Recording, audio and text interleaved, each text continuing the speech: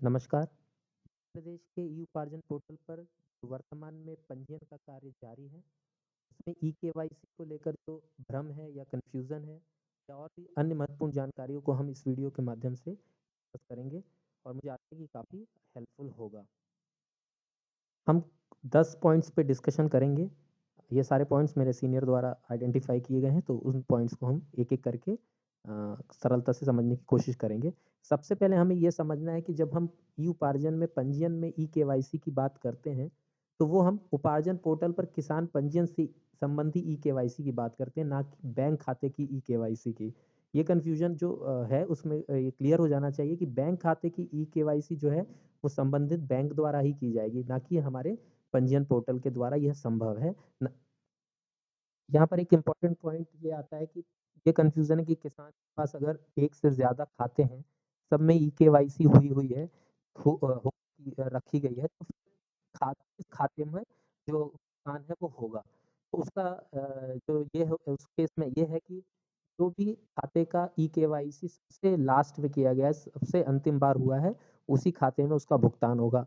तो इस केस में ये है कि अगर कोई किसान चाहता है कि हमारे दूसरे खाते में वो चाहता है कि मेरे उस पर्टिकुलर खाते में भुगतान हो, तो उनको उस खाते में जाकर एक बार ई-केवाईसी करा लेना चाहिए। कुल मिला के हाँ, लास्ट बार ई-केवाईसी जिस खाते में हुआ है, भुगतान उसी खाते में होगा।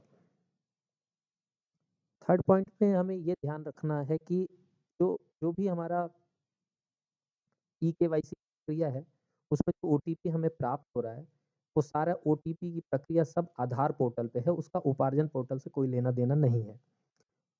तो कई बार ये कन्फ्यूज़न होता है कि आधार हम उपार्जन पोर्टल को के लिए कंप्लेन करने लगते हैं, पर वो चूँकि आधार से ही सारा आधार की मैपिंग है, वहाँ से ओटीपी जनरेट होके हमको मिल रहा है, इसलिए ओटीपी नहीं हो पाता हमारा ये जो प्रक्रिया है ई-केवाईसी की नहीं हो पाती है, तो फिर इसमें उपार्जन पोर्टल के द्वारा कोई भी इस समस्या का निदान नहीं किया जा सकता है। इसलिए ये हमें फिर उस केस में बायोमेट्रिक मशीन के यूज़ करके ई-केवाईसी कर लेना ज़्यादा उचित प्रतीत होता है। फोर्थ पॉइंट में यही बात है कि अगर किसान पंजीयन की ई-केवाईसी में ओटीपी से समस्या बनी हुई है, कोई ना कोई हमारा सफलता हमें प्राप्त नहीं हो रही है, तो फिर बायोमेट्रिक का डिवाइस का भी उपयोग करके हमको पंजीयन की ई-केवाईसी की प्रक्रिया को करना चाहिए। फिफ्थ पॉइंट पे बहुत साधारण सी बात है, जब आप उपार्जन पोर्टल पर लॉगिन करते हैं, तो वहाँ जो भी आपके पास डिवाइस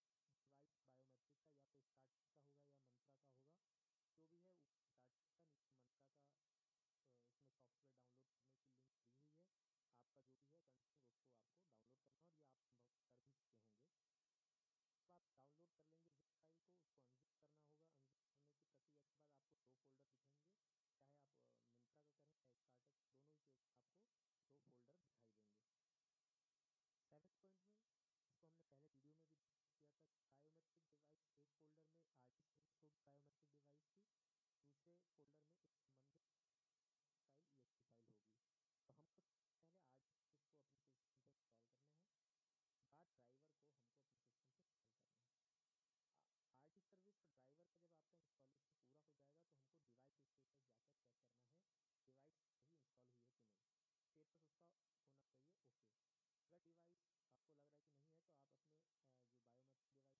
सर्विस होगी बायोमेट्रिक डिवाइस की, दूसरे फ़ोल्डर में एक संबंधित फाइल ईएक्सटी फाइल होगी। तो हमको पहले आरटी सर्विस को अपने सिस्टम पे इंस्टॉल करना है, बाद ड्राइवर को हमको अपने सिस्टम पे इंस्टॉल करना है। आरटी सर्विस और ड्राइवर का जब आपका इंस्टॉलेशन पूरा हो जाएगा, तो हमको डिवाइस स्टेटस जाकर चेक करना है, डिवाइस सही इंस्टॉल हुई है कि नहीं। स्टेटस उसका होना चाहिए ओके। अगर डिवाइस आपको लग रहा है कि नहीं है, तो आप अपने जो बायोमेट्रिक डिवाइसेस को निकाल लें बाहर, उसको अनप्लग कर लें और दोबारा उसको लगा के करें, नहीं तो रीइंस्टॉलेशन की आपको प्रक्रिया अपनानी चाहिए। दूसरा फोल्डर उसमें आपको बायोमेट्रिक डिवाइस की एक्सी फाइल और फाइल मिलेगी, जिससे आपको बायोमेट्रिक डिवाइस से जिसकी हेल्प से आपको बायोमेट्रिक डिवाइस